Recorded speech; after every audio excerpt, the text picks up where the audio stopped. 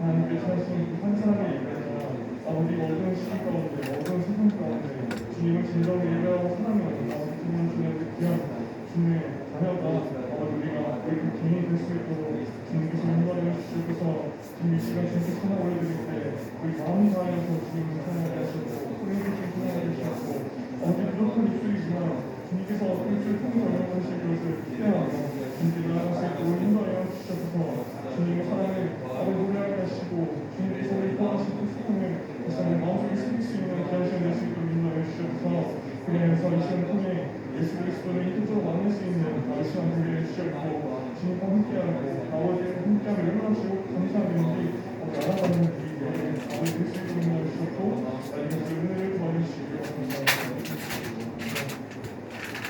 마지막으로 기도하겠습니다. 하나님 원래는 찬양을 통해서 주님 홀로 영광을 주시고 당신의 찬양팀 기억하여 주십시오. 그리고 말씀하시는 우리 강한선 목사님께 권능과 성령 충만 또 하나님의 마음을 주셔서 주님의 말씀 잘 전할 수 있도록 기도해 주시고 아직 나오지 못한 친구들 하나님께서 기억하여 주시고 또 함께 못하는 친구들 어디서든지 이 주일날 구분해서 주님께 예배드릴 수 있게 해달라고 우리 마지막으로 함께 기도하겠습니다. 하나님 아버지 감사합니다. 이 시간 주님의 찬양하기 원합니다. 아버지 우리가 억지로 사랑할 때 주님께서 홀로 영광하시기 원합니다. 하나님 끝으로 주님께서 인도하여 주셨고 아버지 함께하는 귀한 시간 아침 생각 주님께서 함께하는 시간 될 수 있도록 주님께서 인도하여 주셔서 오늘 또 찬양하는 성품과 함께하여 주시기 원합니다. 주님 오늘 뜻한 것들이 많지만 그래도 주님 우리가 다시 마음 다해서 노력하며 신을 다할 수 있도록 인도해 주시고 아버지께서 끌어주시면서 그냥 우리 강한선 목사님 또 말씀을 전개해서 정말 주님 앞에 섭니다. 주님의 말씀을 전하기 원합니다. 그리고 떨리는 마음이 있을지라도 하나님께서 붙잡아 주셨고 성령께서 공유하여 주셨고 아버지께서 원하시는 말씀 잘 전할 수 있도록 인도해 주셔서 그냥 우리 함께 아직 나오지 못한 친구도 있습니다. 그런 동안 함께 해주셨고 나중에 지켜주시고 우리 함께하지 못하는 아버지 친구들도 얼마든지 주님 예배하며 예배가 설 수 있는 아버지 그런 친구들 될 수 있도록 인도해 주셔서 오늘 주신 말씀 감사드리는 모든 말씀 우리 예수 그리스도로 기도드리겠습니다. 하지만 이제 서로신경 하겠습니다. 장로의 사랑과 성기를 받으시고 하나님의 아버지를 나아가셨사오며 그를 위하여 우리 주 예수 그리스도를 믿사오며 우리는 성령으로 인하여서 인간을 말하여 하시고 오늘의 그들에게 권한을 받고 십자가를 못 박아 주시고 감사하는 사랑하는 기쁨을 하옵소서. 성령으로서 정말 신앙을 붙이게 하시옵소서. 저희로서 성령을 주시기를 신뢰하옵소서. 성령을 쌓으며 거룩한 공유와 성도가 서로 교통하는 것과 죄를 사하여 주시는 것과 몸이 다시 사는 것과 영원히 사는 것을 믿사옵나이다. 아멘.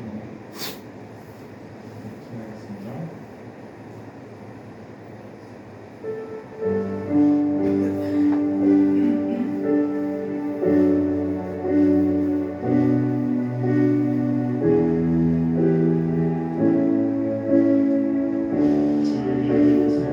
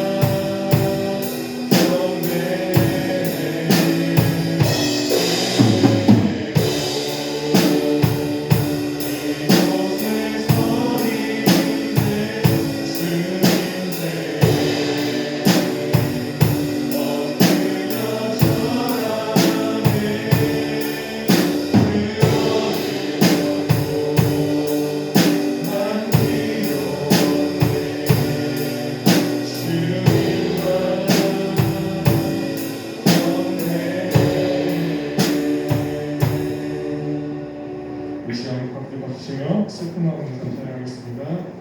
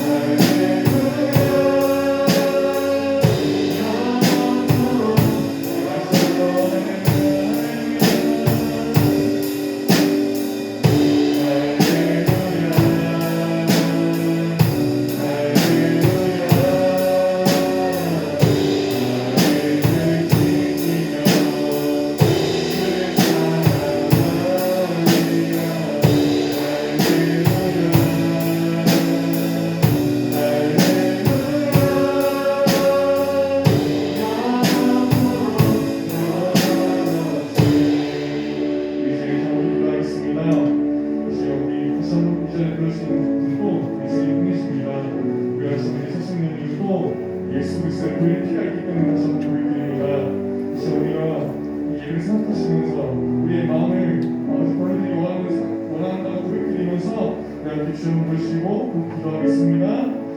주여 사랑해서 감사합니다. 다시 한번 주여 아버지의 수고한 것을 주님이 하시고 내 모습에서 그 마음을 쓰는 일을 하시고 우리 삶을 쓰도록 주옵소서.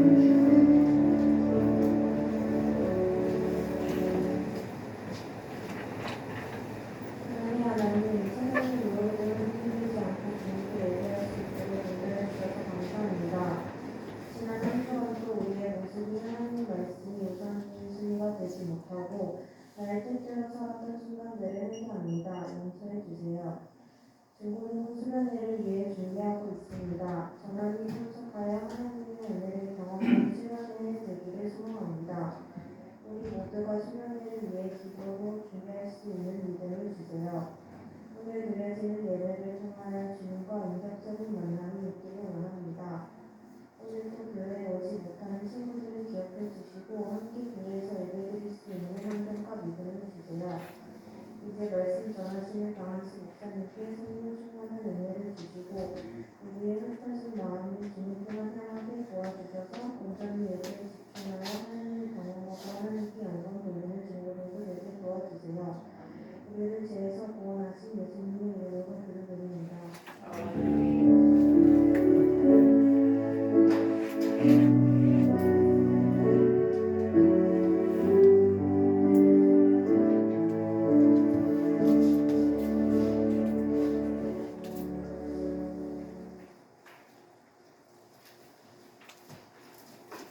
함께 나누실 말씀은 사무엘상 4장 1절부터 11절 말씀입니다.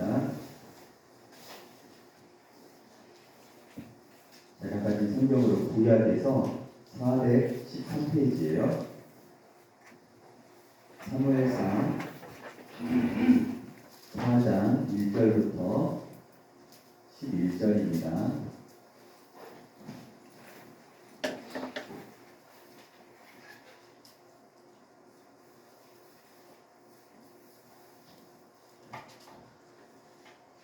네, 우리 한 목소리로 한번 읽어볼까요? 시작. 사무엘의 말이 온 이스라엘에 전파되니라. 이스라엘은 나가서 블레셋 사람들과 싸우려고 에비네셀 곁에 진치고 블레셋 사람들은 아벡에 진쳤더니 블레셋 사람들이 이스라엘에 대하여 전열을 벌이니라. 이 둘이 싸우다가 이스라엘이 블레셋 사람들 앞에서 패하여 그들에게 전쟁에서 죽임을 당한 군사가 4,000명 가량이라. 백성이 진영으로 돌아오매 이스라엘 장로들이 이르되 여호와께서 어찌하여 우리에게 오늘 블레셋 사람들 앞에 패하게 하셨는고 여호와의 언약궤를 실로에서 우리에게로 가져다가 우리 중에 있게 하여 그것으로 우리를 우리 원수들의 손에서 구원하게 하자 하니 이에 백성이 실로의 사람을 보내어 그룹 사이에 계신 만군의 여호와의 언약궤를 거기서 가져왔고 엘리의 두 아들 홈리와 비나스는 하나님의 언약궤와 함께 거기에 있었더라. 여호와의 언약궤가 진영에 들어올 때에 온 이스라엘이 큰 소리로 외치매 땅이 울린지라. 블레셋 사람이 그 외치는 소리를 듣고 이르되 히브리 진영에서 큰 소리로 외침은 어찌 되느냐 하다가 여호와의 궤가 진영에 들어온 줄을 깨달은지라. 블레셋 사람이 두려워하여 이르되 신이 진영에 있도다 하고 또 이르되 우리에게 화로다. 전날에는 이런 일이 없었도다. 우리에게 화로다. 누가 우리를 이 능한 신들의 손에서 건지리요. 그들은 광야에서 여러 가지 재앙으로 애굽인을 친 신들이니라. 너희 블레셋 사람들아 강하게 되며 대적과 하라.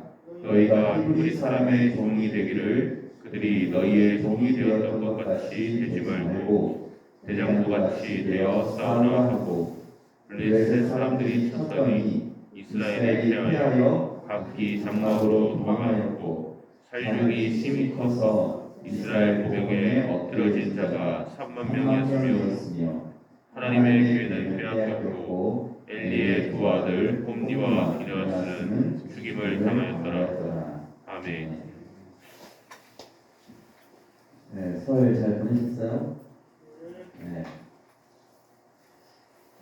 블레셋이라는 나라가 이스라엘 바로 호압까지 와서 아벡이라는 곳에 진을 쳤어요. 이스라엘 백성들도 아벡을 떼고 있는 에베네셀 바로 곁에 진을 쳤어요. 그 당시의 전쟁은 총과 미사일의 전쟁이 아니라 칼과 창의 전쟁입니다. 한 무리의 블레셋 군인들과 또 한 무리의 이스라엘 군인들이 와 하면서 서로 맞붙어 싸웠어요. 전쟁이 치열했는데 점점 이스라엘 군대의 사람들이 무리가 뒤로 밀리는 것이 보이기 시작했고 다수의 사람들이 다시 에베네셀 곁 진영으로 돌아왔어요. 인원복을 해보니까 세상에 4,000명이나 비었어요. 4,000명이 전사했다는 거예요. 그때 이스라엘 장로들, 즉 백성의 지도자들이 말합니다. 우리 한번 말씀 읽어볼게요. 3절 제가 쏙 할 때까지 읽어봅시다. 시작. 백성이 진영으로 돌아오매 이스라엘 장로들이 이르되 여호와께서 어찌하여 우리에게 오늘 블레셋 사람들 앞에 패하게 하셨는고. 아멘. 예, 어떻게 우리가 이 블레셋에게 질 수 있는가? 라고 질문하는 거예요. 말이 되지 않는다는 것입니다. 이 블레셋이라는 나라는 그 노아의 홍수를 경험했던 노아의 그 둘째 아들 함으로써 저주받은 민족이에요. 그리고 아브라함의 아들 이삭이 우물을 한번 팠더니 그것을 메꿔버리고 또 한번 팠더니 또 메꿔버리고 했던 그 민족이 바로 블레셋이에요. 이스라엘 백성들이 가나안 땅에 들어가는 순간부터 끊임없이 이스라엘 백성들을 괴롭혔던 민족이 블레셋이에요. 근데 어떻게 하나님께서 어떻게 블레셋 사람들 앞에서 우리를 패하게 하셨습니까? 라는 질문이에요. 이 질문에 이들이 전제를 두고 있는 것은 분명해요. 이 전쟁의 승패는 누구에게 있다? 하나님께 있다는 것을 이들은 알고 있다는 거예요. 그런데 하나님이 어떻게 이 저주받은 민족에게 우리 백성들을 질 수 있게 하시는가? 라고 질문을 해놓고서 그들이 이제 대답을 하는 것입니다. 아까 수업 했던 데부터 읽어볼게요. 3절 여호와의 언약궤부터 읽어볼게요. 시작. 여호와의 언약궤를 실로에서 우리에게로 가져다가 우리 중에 있게 하여 그것으로 우리를 우리 원수의 손에서 구원하게 하자 하니. 예. 실로에서 빨리 하나님의 언약궤를 가져다가 그것으로 우리가 전쟁에서 이기자라고 결론을 내리고 사람들을 실로, 즉 하나님의 성막이 있는 곳으로 보냅니다. 그리고 우리가 전쟁에서 졌으니 어서 하나님의 언약궤를 가져오시오. 우리가 전쟁에서 이기하겠으니 언약궤를 가져오세요. 해서 실로에 있는 레이지파 사람들이 하나님의 언약궤를 들쳐매고 그 옆에 홈리와 비나스 제사장이 따라오면서 하나님의 언약궤가 다가오기 시작했어요. 에베네셀까지. 잠깐만 우리 그림을 한번 볼게요.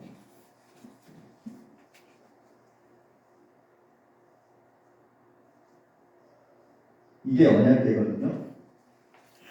언약궤 어때요? 반짝반짝하죠?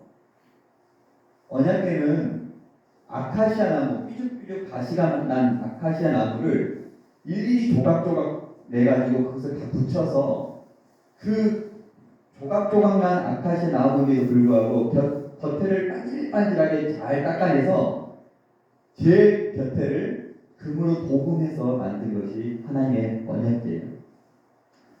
그 하나님의 언약궤가 에베네셀 이스라엘 진영을 하나 들어오자 이스라엘 백성들이 와 하고 소리를 지르기 시작했어요. 그랬더니 저 멀리 편에 있는 블레셋 군사들이 깜짝 놀란 거예요. 뭐야? 지금 4천 명가량이나 죽어가지고 풀이 죽어 있어야 될 이스라엘 백성들이 갑자기 땅이 울리도록 와 하고 있으니까 도대체 무슨 일이야 하고 이해하지 못했다라고 하고 있죠. 당황하기 시작했죠. 그런데 그 중에 눈이 좋은 블레셋 군인들이 뚫어져라고 이스라엘 진영들을 딱 봤더니 뭔가 반짝반짝한 것을 사람들이 들춰내고 막 들어오고 있는 거예요. 이스라엘 진영 안으로. 자세히 봤더니 언약궤인 거예요. 그들의 하나님의 법궤인 거예요. 그렇다. 지금 이스라엘의 백성들이 섬기는 신의 궤가 들어왔다. 이스라엘의 신이 들어왔다 하고 블레셋 군인들이 두려워했다. 왜냐하면 블레셋 군인들도 익히 들어 알고 있었거든요. 이스라엘 백성들이 분명히 이집트로 가더니 이집트에서 완전히 노예 생활을 하고 있던 보잘것없는 민족이었는데 그곳에서 400년 넘게 노예 생활을 하고 있던 이스라엘 백성들이 어느 한날 갑자기 그곳을 뛰어나오는 거예요. 수백만의 사람들이. 나중에 소문을 듣고 보니까 그들이 섬기는 하나님께서 그들을 찾아오셨고 그들을 내놓으라고 말했는데 애굽의 바로 왕이 내놓지 않자 하나님께서 그 이집트 땅에 10가지 무시무시한 재앙을 내리셨고 그 재앙을 받고 난 후에 바로가 어서 나가라 해서 내보낸 민족이라는 소문을 다 들었어요.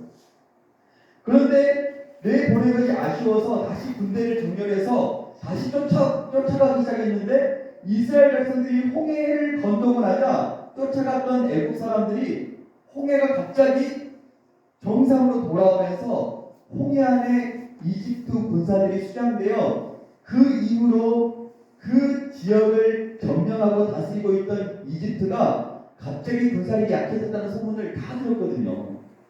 이 블레셋은 이집트랑 상당히 연관이 있는 민족이에요. 이집트에 져가지고 떠돌이 생활을 해양 생활하던 민족이었거든요. 그러니까 이집트에 대한 관심이 아주 많은 민족인데 그런 소식을 직접 듣게 된 거예요. 야, 그 하나님의 궤가 지금 들어왔다고? 우리 망했다. 이 전쟁 졌다. 라고 블레셋 군사들이 벌벌 떨었다는 거예요.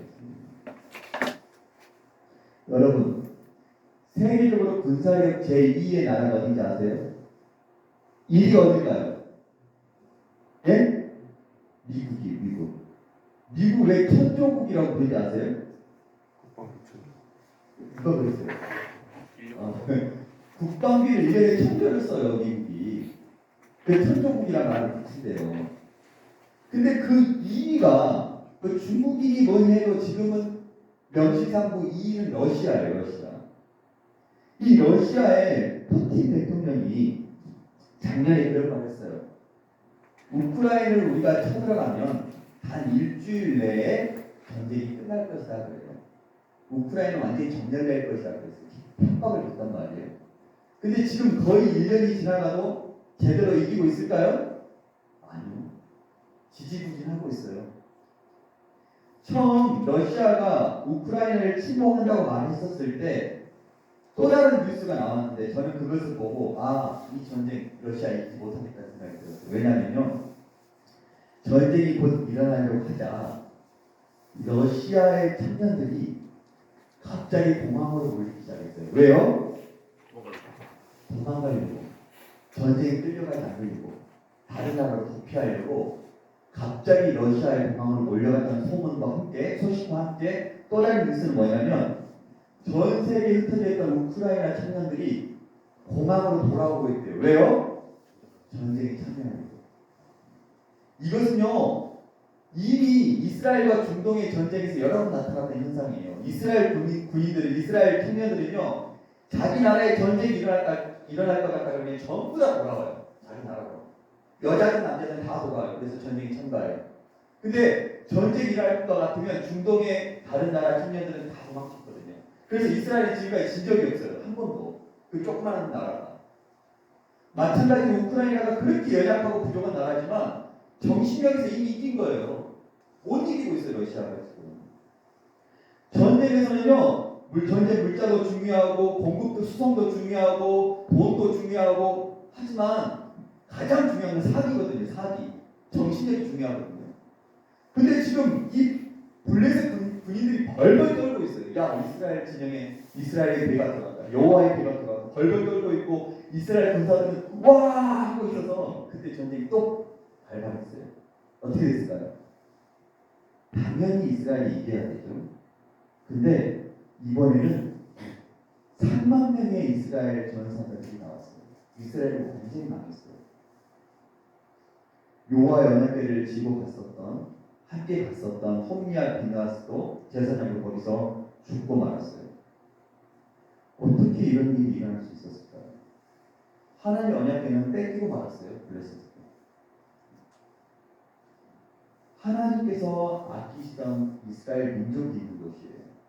하나님의 제사장이 있는 곳이에요. 하나님의 선택된 네 지파 사람들이 있는 곳이었어요. 그런데 어떻게 이들은 이렇게 비참하게 끝나고 말았을까요? 하나님의 눈동자로 일컬었던 그 민족이 어떻게 저주받은 블레셋 군대에게 이렇게 비참하게 지고 말았을까요? 우리 한번 다시 이 3절 말씀을 한번 봅시다. 무엇이 문제였을까? 제가 아까 멈추자고 했던 그 부분까지만 다시 한번 읽어볼게요. 3절입니다. 시작. 백성이 진영으로 돌아오매 이스라엘 장로들이 이르되 여호와께서 어찌하여 우리에게 오늘 블레셋 사람들 앞에 패하게 하셨는고? 예. 지금 이스라엘의 지도자들은 왜 우리가 이 전쟁이 졌는가를 물어보면서 분명히 인지하고 있는 것 한 가지, 아까 말했다시피 이 전쟁을 이기게 하시고 지게 하시는 분은 하나님이시라는 것을 분명히 알았단 말이에요. 그러면 그 문제에 대한 해답도 누구를 통하여 찾아야 돼요? 하나님을 통하여 찾아야 되죠. 하나님, 왜 우리가 이렇게 졌습니까? 우리의 죄가 무엇입니까? 보여주십시오. 우리가 회개하겠습니다. 우리가 돌이키겠습니다. 우리가 어떤 죄가 있습니까? 왜 하나님께서 지게 하셨습니까? 라고 하나님 앞에 나가야 되는데 이들의 대답은 전혀 달랐어요. 여호와의 언약궤를 실로에서 우리에게로 가져다가 우리 중에 있게 하여 그것으로 우리 원수들의 손에서 구원하게 하자. 그러면 지금 이들의 대답은 무엇이 우리를 구원한다 그러죠? 그것으로. 그것이 뭐예요? 여호와의 언약궤로 우리를 구원하게 하자 그래요. 지금 이스라엘 백성들이 하나님과 언약궤를 어떻게 생각하고 있어요? 이퀄, 동의로 생각해요. 똑같이 생각하는 거예요. 지금 이게 누구의 관점과 똑같냐면 블레셋 사람들의 관점과 똑같아요. 6절 한번 읽어볼게요. 6절 블레셋 사람들의 반응이에요. 시작. 블레셋 사람이 그 외치는 소리를 듣고 이르되 히브리 진영에서 큰 소리로 외치면 어찌되느냐 하다가 여호와의 배가 진영에 들어온 줄을 깨달은지라. 아, 무슨 소리야? 왜 이렇게 시끄러워? 왜 저들이 환호하고 있지? 하고 그들이 자세히 봤더니 뭐가 들어와요? 히브리 진영으로 여호와의 괴가 들어왔어요. 이 괴가. 그리고 나서 그 다음 절 한번 읽어볼게요. 7절 시작. 블레셋 사람이 두려워하여 이르되 힘이 진영에 이르렀도다 하고 또 이르되 우리에게 화로다. 전날에는 이런 일이 없었도다. 누가 들어왔다 그래요? 힘이 들어왔다 그래요. 원어로 보면 하나님이 들어온 거예요. 하나님. 블레셋 백성들도 분명히 여호와의 언약궤가 들어온 것을 보고 누가 들어왔다 그래요?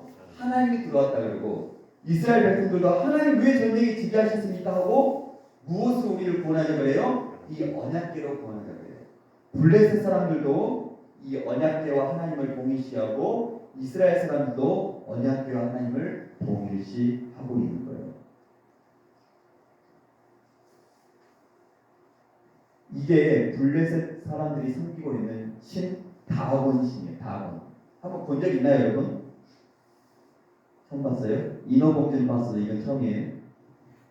블레셋 사람들이 섬기는 신 다곤은요, 블레셋 사람들의 인식에는요, 이 다곤 신의 형상이, 이 다곤 신의 모형이 곧 다곤 신이에요. 그래서 블레셋 사람들은 제사를 어디서 드리냐면 다곤 신 앞에서 드려요. 다곤신 앞에서 춤춰요. 그리고 이것이 그들의 신이에요. 보여지는 신. 하지만 하나님의 언약궤는 하나님이 아니에요. 하나님의 언약궤는 내가 너희와 함께 있으리라고 약속으로 보여주신 상징물일 뿐이에요. 하나님께서 이 언약궤 가운데 나타나셔서 대제사장에게 이 그룹 사이에서 말씀하셨다 그래요. 하나님은 무소부재하신 분이에요. 이곳에서도 말씀하시고 하나님은 어디든 계시지 않는 곳이 없으신 하나님이세요. 어디든 하나님을 찾는 사람에게 함께 하시는 분이 하나님이세요. 이것은 내가 너희와 함께하리라고 약속으로 보여주신 것일 뿐이에요. 그 자체가 하나님이 아니에요. 이 전쟁은 하나님을 잃어버린 이스라엘을 심판하시는 하나님의 전쟁이었어요. 하지만 이스라엘 백성들은 그것을 인지하지 못했어요.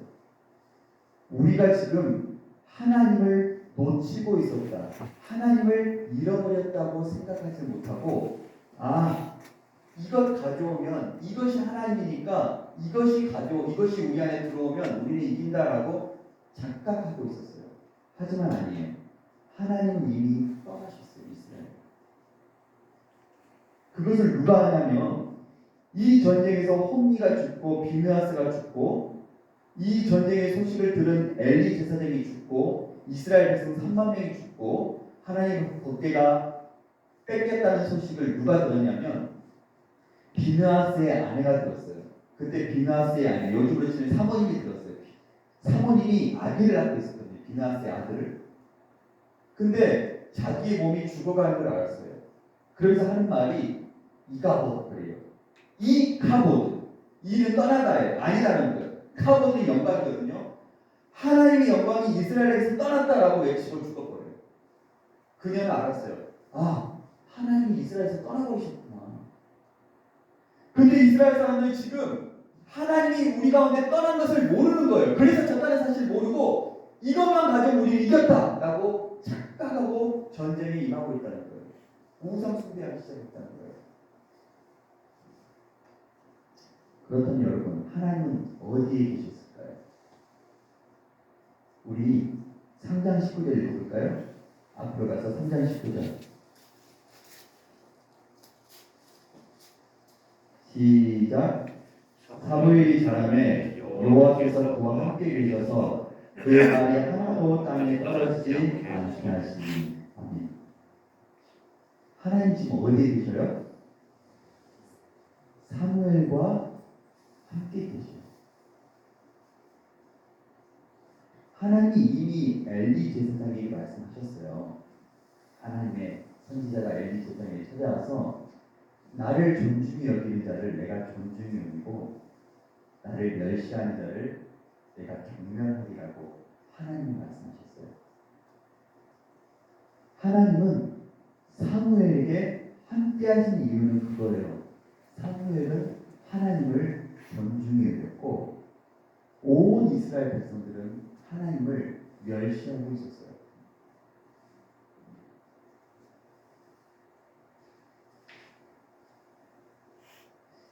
여기에 보면요, 하나님은 사무엘을 붙들고 계시고 함께 붙어 있었다는 사실을 아는데, 역대하 16장 9절에 보면 우리 한번 말씀 읽어볼게요.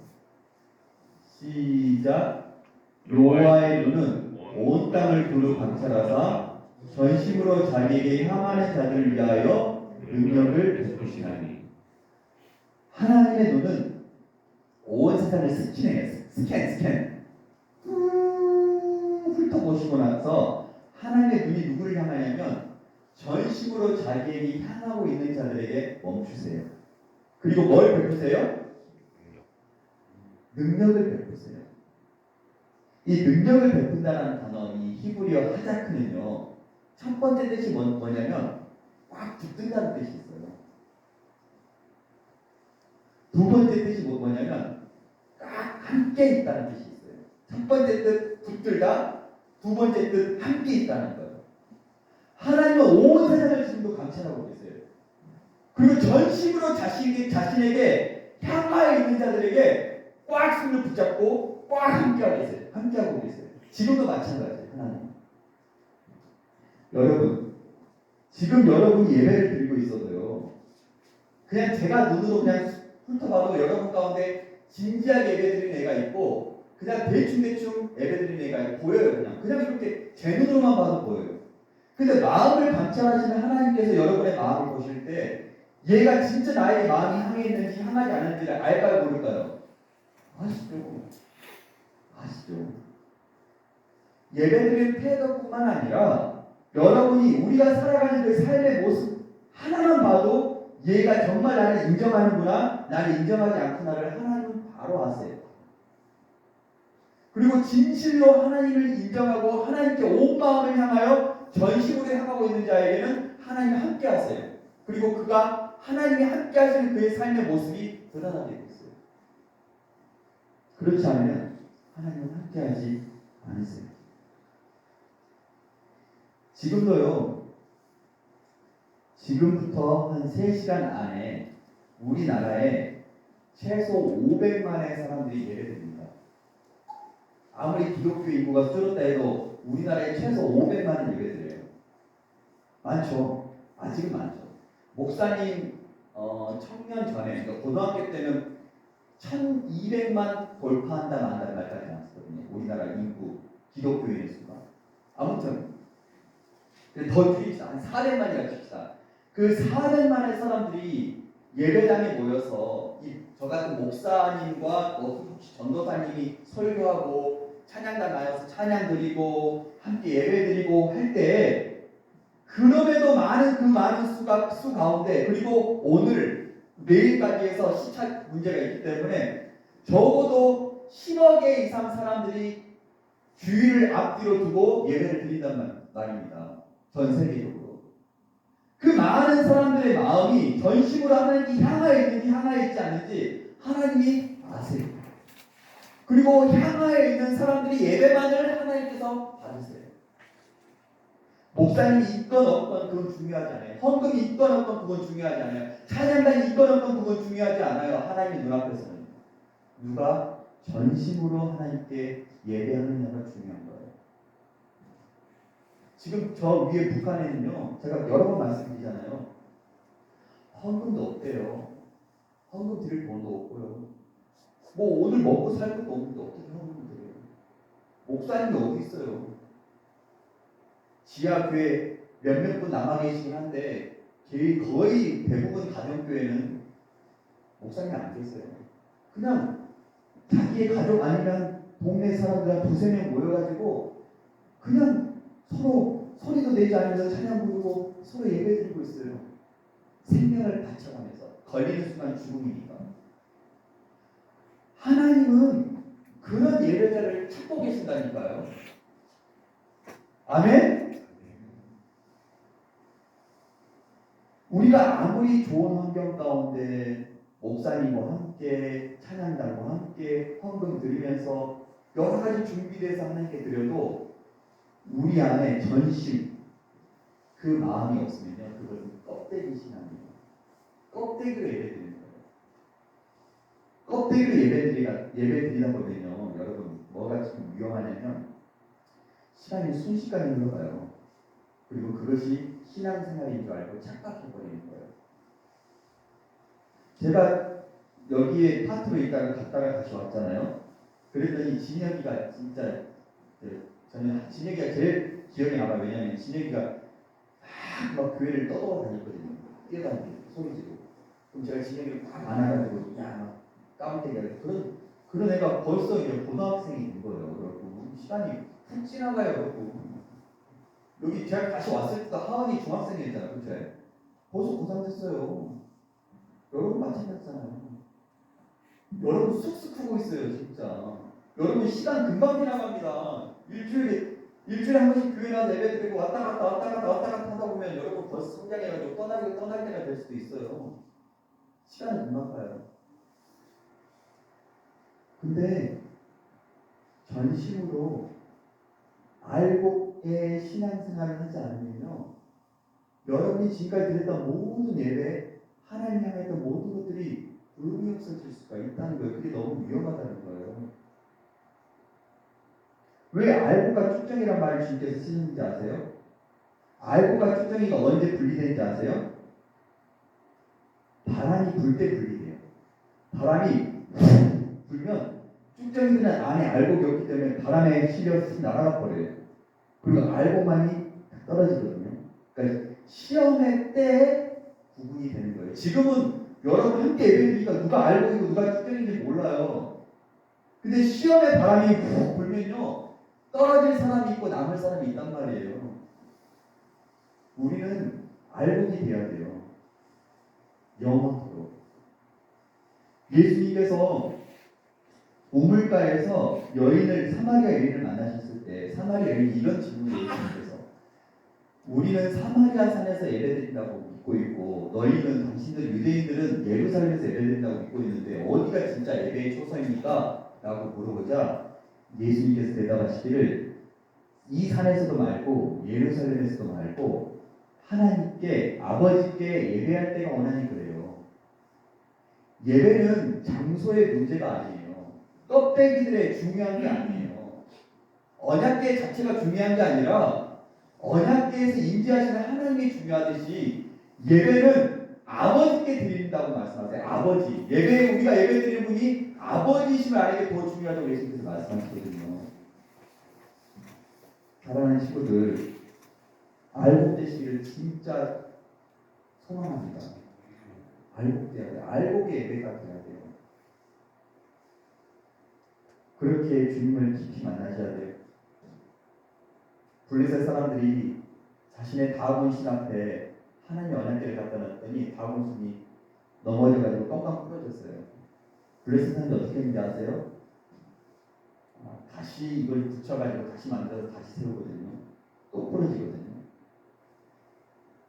이들은 이 신 자체가, 이것 자체가 신으로 믿고 있었어요. 아니요, 이건 신이 아니에요. 이것은 의미가 없는 형상물일 뿐이었어요. 진짜 중요한 것은 우리 안에 계신 하나님이에요. 하나님. 그리고 그 하나님은 전심으로 자기에게 향하는 자들에게 함께 하세요. 사랑하는 친구들, 온 마음을 주님께 온전히 집중하는, 그렇게 드리는 삶을 살았으면 좋겠습니다. 기도하겠습니다. 사랑이 많으신 아버지, 우리가 하나님을 예배하지만 진정 우리는 전심으로 예배하고 있는 자인지 아니면 하나님 앞에 껍데기로 예배하고 있는 자인지, 우리의 신앙은 알곡 신앙인지 껍데기 신앙인지 우리 자신을 돌아보기를 원합니다. 그리고 알곡으로 신앙생활하기를 원합니다. 우리 사랑하는 친구들의 삶 가운데 이렇게 응답하여 주실 것을 믿사옵고 주 예수 그리스도의 이름으로 기도드립니다. 아멘. 이제 성경 하나 보여드릴게요.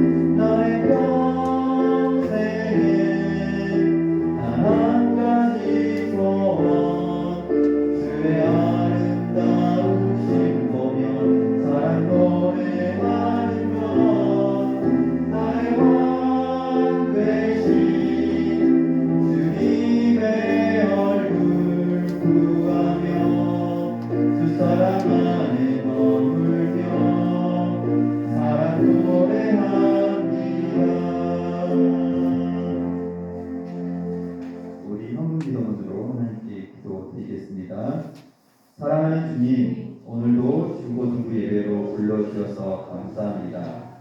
청소년 시기부터 물질의 주인은 하나님이심을 알게 하시고 준비된 예물을 주님께 드릴 수 있도록 인도해 주셔서 감사합니다. 오늘 드려진 헌금이 하나님 나라를 위해 아름답게 사용되도록 복 주시고 구별된 모습으로 하나님께 드리는 삶을 살도록 인도해 주세요. 예수님 이름으로 기도드립니다. 아멘. 제가 축도하고 일제를 마칠게요.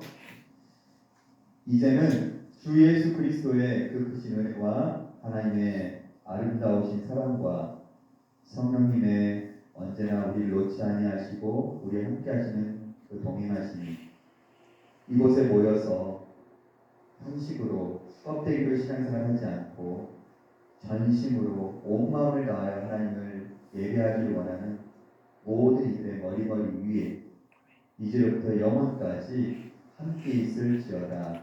아멘.